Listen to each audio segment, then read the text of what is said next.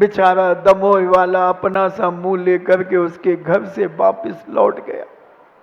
बड़ी उम्मीद लगा करके तय कर दिया था कि चलो बेटियों की शादी यही कर दूंगा।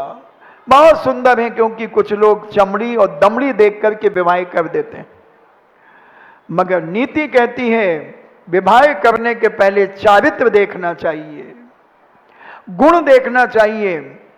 चमड़ी और दमड़ी तो ये तो नाम कर्म के उदय हैं, पुण्य का कार्य है, धन दौलत तो पुण्य की दासी है बंधुओं। जहां पुण्य होगा वहां पैसा बिछा होगा। और चमड़ी की सुंदरता ये कुछ नहीं है बंधुओं, ये सब नाम कर्म के, सुभग नाम कर्म का उदय है। तो सुंदर रूप मिल जाएगा, रूप नाम कर्म का उदय है, सुंदर रूप मिल जाएगा, क्षयोपशम मिल जाएगा। और गोरा और काले में कोई अंतर नहीं है। एक बार गोरे और काले का झगड़ा हो गया।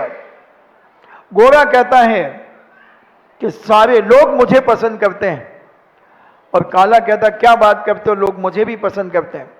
तुझे मालूम है नेमिनाथ भगवान भी सांवले थे, कृष्ण भी सांवले थे, मर्यादा पुरुषोत्तम राम भी सांवले थे।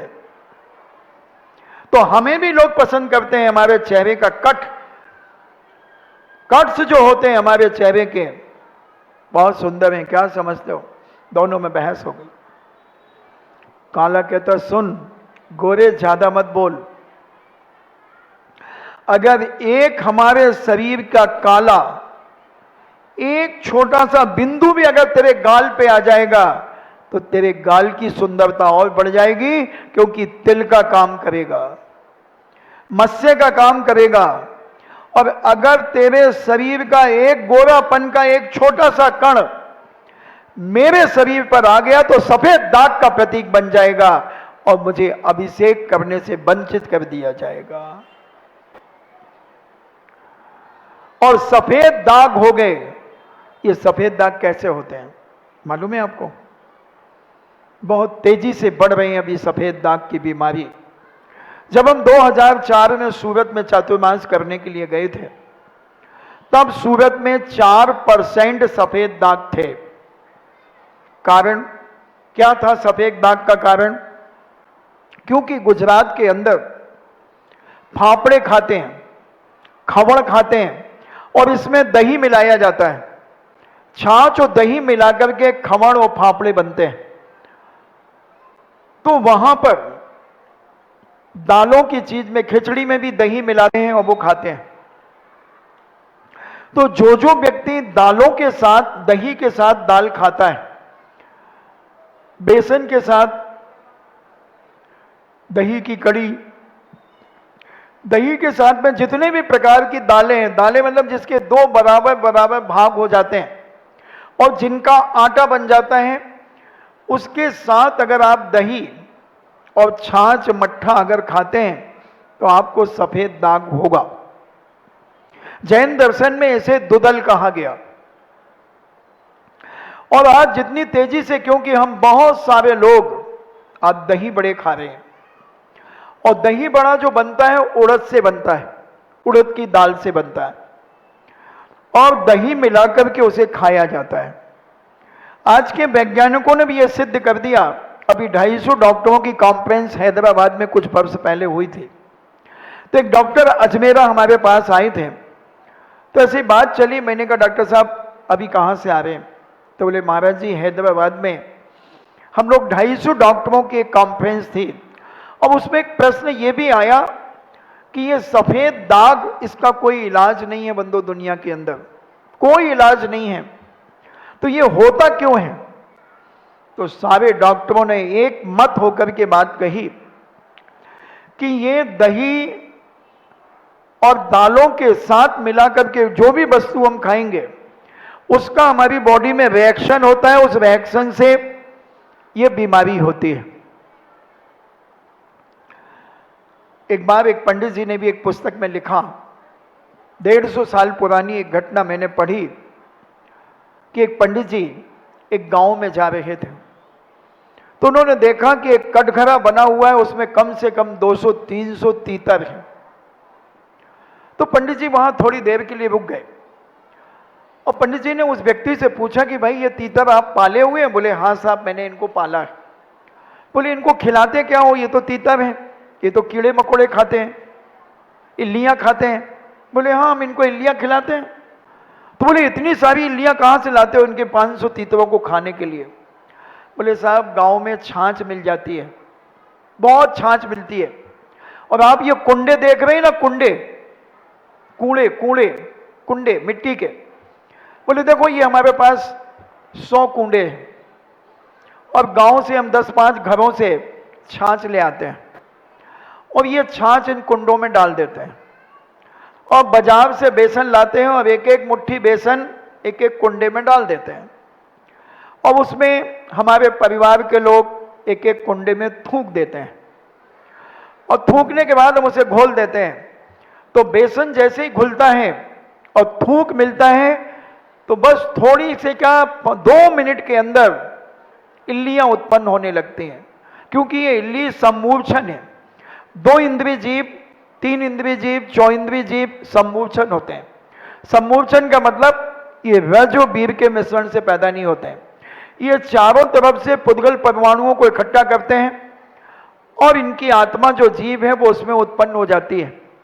आप देख लें, जब कभी आपके घरों में लाइट जलती रहती है, एक भी कीड़ा मकोड़ा नहीं होता है और थोड़ी देर के बाद वहां मच्छर पैदा हो जाते हैं, चींटियां पैदा हो जाती हैं, कहां से आ गए? तो ये सम्मूर्छन जीव उसमें पैदा हो जाते हैं और जब ये अच्छी तादाद में हो जाते हैं तो हम तीतरों को छोड़ देते हैं। तीतरों को छोड़ने से सारे तीतर उन्हें चुग लेते हैं। तो ये आप जो दही बड़ा खाते हैं तो आप जब उसे चबा लेते हैं, सारे असंख्यात इल्लियां आप अपने पेट में खा लेते हैं। इसलिए हमारे जैनाचार्यों ने, विद्वानों ने दही बड़ा 22 अभक्षों का त्याग कराया था आपको। 22 अभक्ष जिसमें एक दही बड़ा भी आता है। तो जितनी भी दालों की चीजें हैं, अगर आप इनको दही छाछ के साथ खाएंगे तो आपको दुधल का पाप लगेगा और ये बीमारी हो जाएगी। अब अगर आपको दही बड़े खाना ही है तो मैं तुम्हारे दही बड़े नहीं छुड़वाऊंगा। एक रास्ता बताता हूं। एक सरदार जी एक होटल में दूध पीने गए थे। एक जबलपुर में आजाद डेयरी नाम की एक डेयरी थी, कमानिया गेट के जस्ट बाजू में। तो सरदार जी को बहुत जोरों से भूख लगी थी। सरदार जी ने अपनी गाड़ी खड़ी की और कहा, ओ पुत्र 1 लीटर दूध दे, 1 लीटर दूध। तो सरदार जी ने कहा अच्छा जल्दी। तो दूध वाले ने फटाफट 1 लीटर दूध, पीतल के उसके जार होते थे और जारों में उसने यूं किया और 2 गिलास आधा लीटर के भर दिए और सरदार जी बहुत भूखे थे बेचारे, फटाफट दूध पी गए। और दूध पीने के बाद सरदार जी ने पैसे दिए तो दुकानदार कहता, सरदार जी एक गलती हो गई। बोले क्या हुआ? बोले मैंने शक्कर नहीं मिला पाया। तो सरदार जी कहता अच्छा ला शक्कर ला। अब उसने हाथ में शक्कर ली और 2 फांकी लगाई और सरदार जी लौटने लगा। दुकानदार घबरा गया, उसने दूध की कढ़ाई को पलटाया, शटर गिराया और भागने लगा। इतने में सरदार जी खड़े हो गए। बोले वो पुत्र की जा रहा है? बोले सरदार जी तुम ठीक तो हो ना? हाँ बोले मैं ठीक हूं बिल्कुल। तो बोले तुम फिर लौट क्यों रहे थे? अरे पुत्र मैं तो शक्कर मिला रहा था दूध में, मैं तो शक्कर मिला रहा था दूध में। ओहो, फिर मैंने भी सोचा कि इनका दही बड़ा तो त्याग नहीं कराऊंगा, मगर दही बड़ा खाने की एक विधि बताऊंगा। एक काम करो, तुम पहले मुंह को अच्छा साफ करो और दही पी लो और दही पी करके कुल्ला करो और कुल्ला करके फिर दही बड़े मतलब बड़े खाओ और बड़े खा करके अपने नन्हे मंदे में बहुत जगह यहां से वहां से यहां लौटो और अंदर दही बड़ा बन जाएगा। आम के आम और गुठलियों के दाम, कुछ नहीं छुड़वाया, दही भी खिलवा दिया, दही भी खिलवा दिया, बड़ा भी खिलवा दिया और दही बड़ा पेट में चला गया। और अगर तुम ऐसा दही बड़ा खाओगे तो सफेद दाग का दुख पाओगे। महाराज जी हम तो 20-25 साल से खा रहे, देखो वो अभी मुंह आ रही है, अगर कोई दही बड़ा भी फेंक देता तो उसके मुंह में सीधा चला जाता। तो महाराज जी हम तो 25 साल से खा रहे हैं, हमें अभी तक सफेद दाग नहीं हुआ।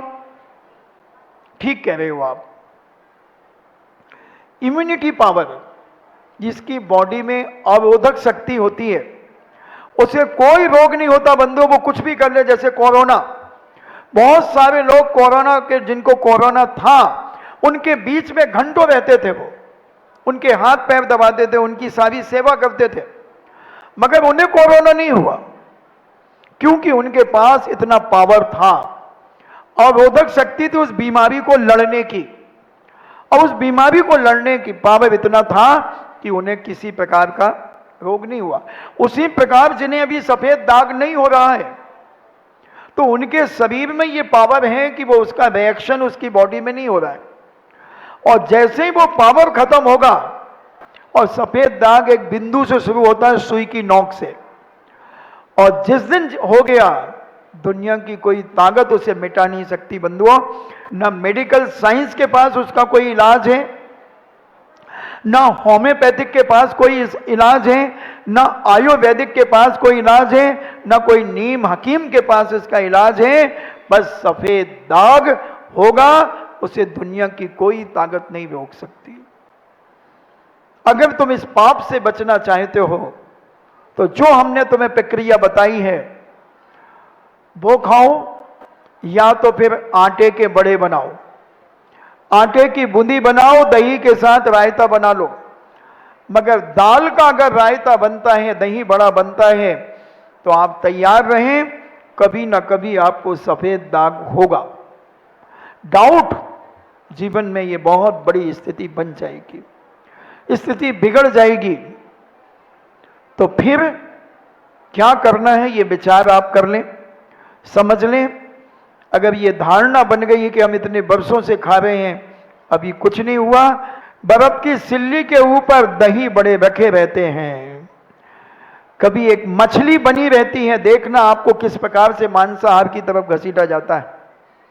आजकल शादी ब्याहों में जो रिसेप्शन होते हैं उसमें मछली बना करके रखते हैं। क्या प्रतीक है वो मछली, क्या बताना चाहती है? एक जैनी शाकाहारी के यहां मछली का क्या जरूरत है उस मछली के दृश्य को बनाने की? यानी कहीं ना कहीं से आपके मस्तिष्क के अंदर मांसाहार को हमें प्रवेश कराना है। अभी एक अंडा चला हुआ है, एक अंडा जो छेने का गोल अंडा बनाया जाता है, और उसमें एक गोल बना करके उस पर हल्दी लगाई जाती है, या जो ज्यादा पैसे वाला होता है तो वो केसर लगवाता है, फिर उसके ऊपर एक परत छेने की फिर लगाई जाती है, और फिर उसे घी या तेल में डाल दिया जाता है जिसमें वो उसमें कड़ापन आ जाए थोड़ा सा, और फिर कहते हैं साहब शाकाहारी अंडा आपको परोसे, शाकाहारी अंडा आपको परोसे। तो जब वो उसे तोड़ता है तो उसे पीलापन, जैसे अंडे में पीलापन निकल दिखता है, ऐसा वो पीलापन उस अंडे में दिखता है, छेना के अंडे में। कबाब, सीके, ऐसे बहुत सारी चीजें छेने की बनाई जाती हैं जो मांसाहारियों के यहां प्रयोग किया जाता है। वो मांस की होती हैं, तुम्हारी छेने की होती हैं, मगर नाम क्या है? अंडा। मुर्गा काटा था आटे का। एक कथा आती है हमारे यहां यशोधर चरित्र में, यशक तिलक चंपू में, कि जब आटे का मुर्गा काटा गया और उनकी मां ने कहा कि काट लो बेटा, ये तो आटे का है, मगर काटा, और जब वो दोनों, दो मुर्गे मुर्गी, एक मुर्गा मुर्गी काटा, और वो मर करके, यानी वो बच्चे जिनने काटा वो मर करके भाई बहन बने, और एक छुल्लक और छुल्लिका बने। अभय रुचि और अभय मती दोनों छुल्लक छुल्लिका बने, और इनको एक जगह बलि चढ़ाई जाना थी, इन दोनों को पकड़ करके ले गए, बलि के लिए ले गए राजा। वहां किसी देवी के लिए सब जोड़े, जितने भी नर मादा के जोड़े थे, उनके जोड़े वहां बलि के रूप में चढ़ाना चाह रहा था, मगर मनुष्यों का जोड़ा नहीं मिल रहा था। तो क्षुल्लक और क्षुल्लिका दोनों भाई बहन सगे जंगल में विहार कर रहे थे। उनके सैन्यों ने उनको पकड़ लिया और कहा ये बढ़िया है, अच्छे जवान हैं दोनों, चलो इनकी बलि चढ़ा देंगे मनुष्य के जोड़े की तरफ। मगर क्षुल्लक जी बहुत तार्किक थे, बहुत ज्ञानवान थे, और जब राजा ने उनको बलि की बेदी पर ले जाने की बात कही तो क्षुल्लक जी कहते रुको राजन, ये बलि क्यों दी जा रही है? क्या आपकी देवी ये बलि चाहती है? मैं तैयार हूं अपनी बलि देने के लिए। और उन्होंने अपने तर्कों के माध्यम से जो राजा और वहां के पंडितों को समझाया, अपनी तर्कणा बुद्धि के बल पर, अपने ज्ञान और चारित्र के बल पर जो उपदेश दिया, उससे राजा हिल गया। और सारी घटना उन्होंने अपने ज्ञान के माध्यम से राजा को समझाई और राजा ने बलि देने का कार्य कैंसिल कर दिया। मगर गए थे वो बलि चढ़ने के लिए ही गए थे, क्योंकि उन्होंने आटे का मुर्गा और मुर्गी काटी थी, जिस कारण से उन्हें भी कटने की तैयारी थी। काश अगर वो क्षुल्लक और क्षुल्लिका नहीं बनते और उन्हें जैन दर्शन का इतना अहिंसा का ज्ञान नहीं होता तो वो कट जाते। इसीलिए कहा ज्ञान समान आन जगत में सुख को कारण। ज्ञान जहां पर है वहां बंधु व्यक्ति बिंदास है, किसी प्रकार का उसके जीवन में दुख का नाम निशानी नहीं। ज्ञान बहुत जरूरी है आज के समय पर, और जब हम ज्ञान प्राप्त करेंगे तो हम चारित्र की ओर भी बढ़ेंगे। सम्यक ज्ञान होना चाहिए, तीनों सम्यक दर्शन, सम्यक ज्ञान, सम्यक चारित्र, ये तीन जहां हो जाएंगे दुनिया की कोई ताकत उसे विचलित नहीं कर सकती। वो मिथ्यात्व और लोक मूर्खता में अपने जीवन का विनाश नहीं कर सकता। बंधु, आज हम थोड़ी सी परेशानियों में अनेक मूर्ताओं में जाकर के ग्रसित हो जाते हैं, अनेक प्रकार के पापों में हम उलझ जाते हैं और अपने परिवार को भी हम पाप में घसीट देते हैं। ये सारा का सारा मिथ्यात्व, और मिथ्यात्व के कारण तुम्हारी दुर्गति हो जाती है और 84 लाख योनियों में तुम्हारा जीवन तहस नहस होता चला जाता है। बंधुओं, इसलिए ये ज्ञान बहुत जरूरी है। और यहां पर डाउट हो गया, क्रोध से तिल मिला गए राजा उग्रसेन कि तेरी हिम्मत कैसे हुई मेरी ऋषभ सेना का कंबल ओढ़ने की। इतना क्रोध से भर गया राजा उग्रसेन। तो मैं क्रोध को शांत करने की बात कर रहा था, कहां कहां चला गया, दही बड़े खिलवा दिए। तो क्रोध को शांत करने के लिए स्थानांतरण हो जाए। जैसे ही पता चलता है कि कोई यहां पर मामला बिगड़ सकता है, आप दूसरे कमरे में चले जाएं। कितने पॉइंट हो गए? एक तो एप्पल, दूसरा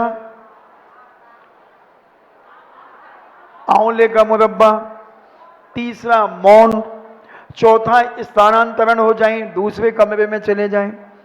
पांचवा मटके का पानी बहुत धीरे धीरे चुस्की लेकर के पीने लगे। जैसे दूध उबलता है, 1 चम्मच पानी उसमें डाल दिया जाता है, दूध शांत हो जाता है। उसी प्रकार जब आपको गुस्सा आए तो श्रीमान को अगर गुस्सा आता है तो श्रीमती से मेरा कहना है, अच्छा बढ़िया चिल्ड पानी श्रीमान जी की तरफ गिलास पकड़ा दो, थोड़ा दूर से पकड़ाना, नहीं तो एक थप्पड़ न पड़ जाए।